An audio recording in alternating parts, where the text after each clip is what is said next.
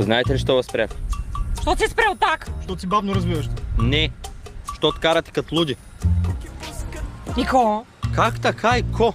Нарушавате закона, опасни сте. Така е, опасни сме. Най-опасните сме. Най-готините. Най-добрите. Топ. Направо сме бруталка. Най-готината инфлуенсърка. О!